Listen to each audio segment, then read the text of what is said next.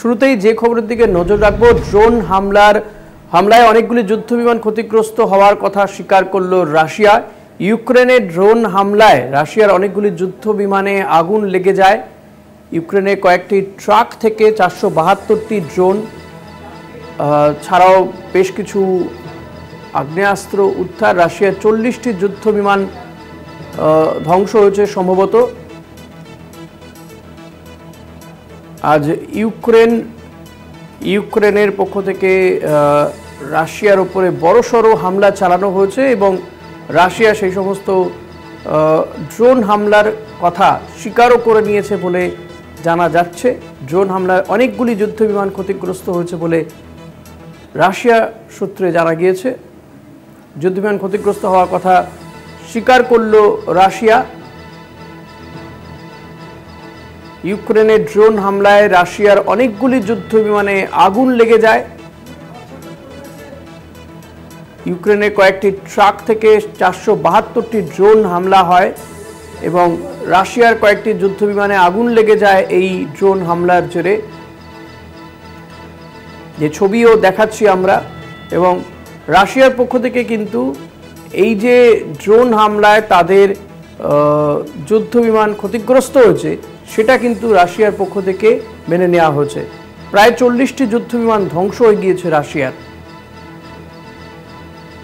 সম্ভবত এইসব অস্ত্র পশ্চিম ইউরোপীয় দেশের সূত্রে খবর, অর্থাৎ পশ্চিম ইউরোপীয় দেশগুলি যে ইউক্রেনকে সহযোগিতা করছে সেটাও কিন্তু এর থেকে কিছুটা পরিষ্কার হয়ে যাচ্ছে।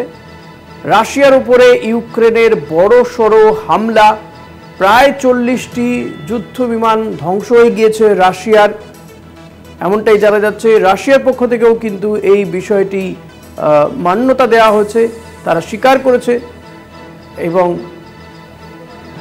দীর্ঘদিন পরে রাশিয়ার উপরে ইউক্রেনের এই বড়সড় হামলা, ড্রোন হামলায় অনেকগুলি যুদ্ধবিমান ক্ষতিগ্রস্ত হয়েছে রাশিয়ার। এতদিন কার্যত রাশিয়া হামলা চালাচ্ছিল ইউক্রেনের ওপরে, মাঝে আমেরিকার পক্ষ থেকে কিছুটা যুদ্ধবিরতি বা এই যুদ্ধ যাতে বন্ধ হয় তার চেষ্টা করা হচ্ছিল।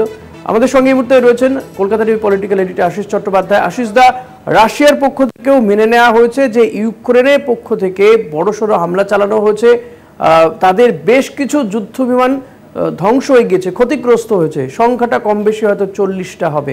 এছাড়া আরও বেশ কিছু হামলা চালানো হয়েছে। গোটা বিষয়টি জানতে চাইবো আপনার কাছ থেকে। দেখো, প্রথমত বিবিসি এই খবরটা করেছে এবং রয়টার্সও করেছে যে ইউক্রেন হামলা চালিয়েছে, এবং ইউক্রেন যে হামলা চালিয়েছে সেগুলো মূলত ড্রোন এবং ক্রুইজে মিসাইল হামলা চালিয়েছে। এই ড্রোনগুলো নাকি ট্রাকের মধ্যে লুকোনো ছিল এবং সেই ট্রাকগুলো রাশিয়ার ভেতরে ঢুকে গিয়েছিল। হয়তো রাশিয়ার মতোই ট্রাকের রং টং বা পতাকার রং ইত্যাদি করে সেগুলো রাশিয়ার ভেতরে ঢুকে গিয়েছিল। তারপরে কোনো একটা ফাঁকা জায়গার থেকে সেই ড্রোনগুলো ট্রাক থেকে উড়ে যায় এবং বেশ কিছুটা দূরে গিয়ে তার নির্দিষ্ট লক্ষ্যবস্তুতে আঘাত হানে। এইরকম একটা বর্ণনা বিবিসি থেকে পাওয়া যাচ্ছে। হ্যাঁ, কিন্তু বিবিসি এটা বলছে যে তারা যে আগুন ধরা বা ধ্বংসের যে ছবি দেখাচ্ছে সেই ছবিগুলো ইউক্রেনের সামরিক সূত্র থেকে পাওয়া। ইউক্রেনের সামরিক সূত্র দাবি করছে যে বেশ কয়েকটি এলাকায় আক্রমণ করা হয়েছে এবং 40টা রাশিয়ান যুদ্ধ বিমান ধ্বংস হয়েছে, এইরকম দাবি ইউক্রেনের পক্ষ থেকে করা হয়েছে।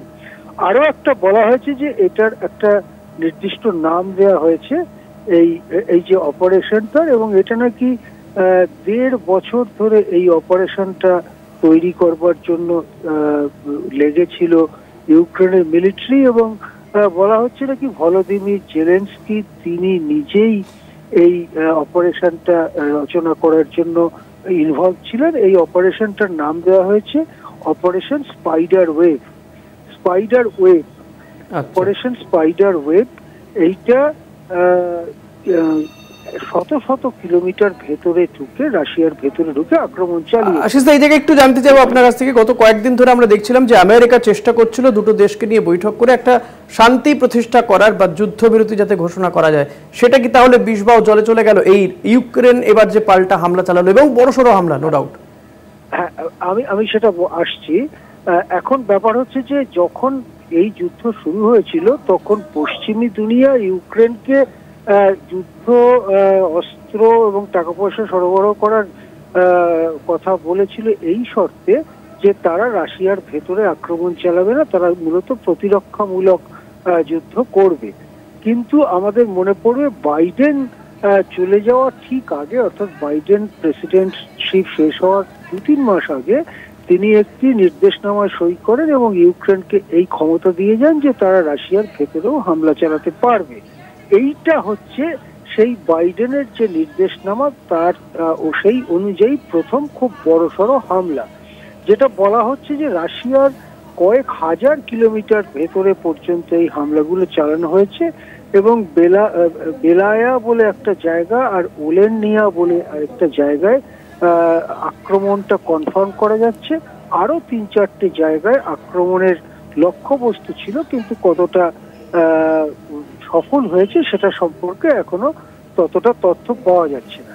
এদিকে রাশিয়ার একটা বয়ান আমাদের কাছে আসছে। রাশিয়ার বয়ানটা হচ্ছে, Russia confirms Ukraine carried out drone attacks on airfields. অর্থাৎ রাশিয়া মেনে নিচ্ছে যে তাদের এয়ারফিল্ডে আক্রমণ চালিয়েছে, ড্রোন দিয়ে আক্রমণ চালিয়েছে। কিন্তু রাশিয়ার মিনিস্ট্রি অফ ডিফেন্স বলছে যে 5টা অঞ্চলে এই ড্রোন অ্যাটাক হলেও এইগুলোকে ঠেকিয়ে দেওয়া গেছে, রিপেল করা গেছে, অর্থাৎ এইগুলোকে ঠেকিয়ে দেওয়া গেছে। রাশিয়ার বক্তব্যটা হচ্ছে যুদ্ধ বিমান নয়, বিমান ঘাঁটিতে পড়ে থাকা অন্য কিছু জিনিসে কয়েকটি ড্রোন এসে পড়ায় সেগুলোতে আগুন ধরে গেছে। খুব বড়সড় বিমানের ক্ষতি হয়েছে এই কথা রাশিয়া এখনো পর্যন্ত স্বীকার করছে না। তবে রাশিয়া বলছে ওই আগের কথা মতোই যে প্রায় 5টা জায়গাতে 5-6টা জায়গাতে ড্রোন অ্যাটাক হয়েছে।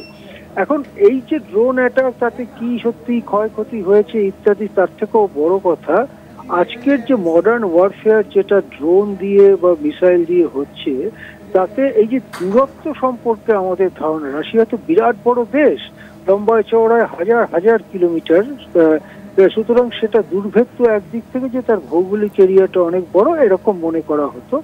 কিন্তু এই আধুনিক ওয়ারফেয়ারে এই দূরত্বটা আর দূরত্ব থাকছে না, এটা আরো স্পষ্ট হচ্ছে। আর যেহেতু রাশিয়ার একেবারে ভেতরে এই হামলা চালানো হয়েছে, রাশিয়া এর একটা প্রত্যুত্তর দেবে, কেননা এই ড্রোন বা মিসাইলগুলো একটাও ইউক্রেন তৈরি করতে পারে না বা ইউক্রেনের ক্ষমতারও বাইরে। এগুলো সবই হয় মার্কিন অথবা হচ্ছে ব্রিটেন বা ফ্রান্সের দেওয়া।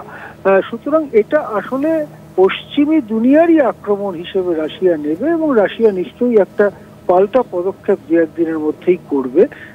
এক কথায় বলা যেতে পারে যে যুদ্ধটা 3 বছর ধরে একটা স্তরে ছিল, সেই যুদ্ধটা একটা নতুন স্তরে বা আরো মারাত্মক স্তরে উন্নীত হওয়ার দিকে যাচ্ছে এবং এই যুদ্ধ কিন্তু এবারে আস্তে আস্তে ইউরোপের নানা জায়গায় ছড়িয়ে পড়তে পারে, এরকম একটা আশঙ্কাও দেখা যাচ্ছে। ধন্যবাদ আশিস দা। কথা বলছিলাম পলিটিক্যাল এডিটর আশিস চট্টোপাধ্যায়ের সঙ্গে।